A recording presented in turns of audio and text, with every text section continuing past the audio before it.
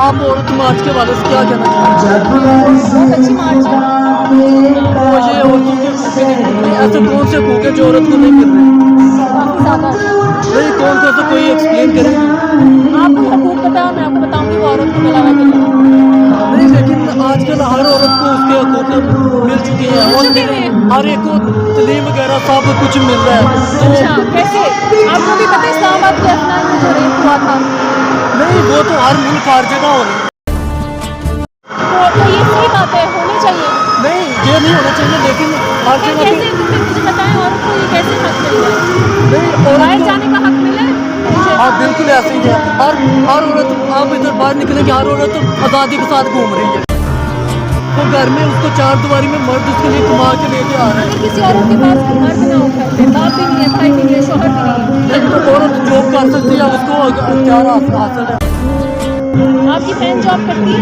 नहीं, लेकिन अल्हम्दुलिल्लाह मैं जॉब करता हूँ, तो मैं उसको चार दीवारी के अंदर अगर वो करना चाहे तो क्या आप उसे रोकेंगे? नहीं, मैं उसको भेजूंगा अगर उसको ये जरूरत अच्छी है।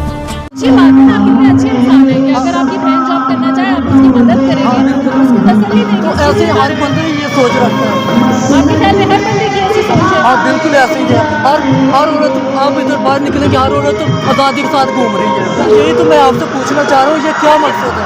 तो ये जब सबसे बेसिक हक नहीं मिला हुआ तो आप कैसे कह सकते हो कि औरतों को सब हकूक मिले हुए हैं, उनको आज़ादी मिली हुई है?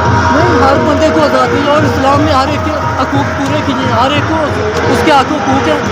ये बिल्कुल सही है। हज़रत मोहम्मद रसूलुल्लाह बिल्कुल सल्लल्लाहु अलैहि वसल्लम सही के है। आने से पहले औरतों के साथ पता क्या होता क्या था? होता था? कि जब पैदा होती थी ना, उसको जिंदा दफन कर दिया जाता था।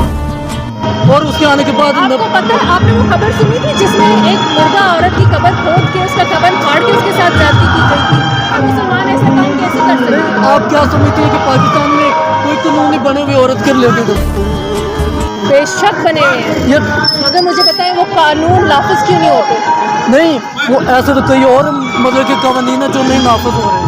जैसे कि जैसा कि अब शराब नोशी पर बिल पेश हुआ, तो लेकिन वो पास क्यों नहीं हुआ, इसका जवाब आप दो।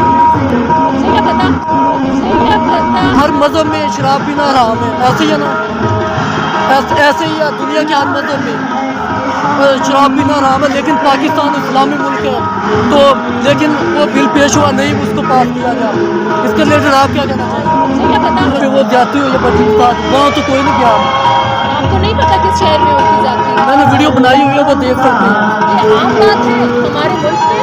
नहीं, आप मुझे ये बताएं, इस्लाम ने हकूक नहीं दिए?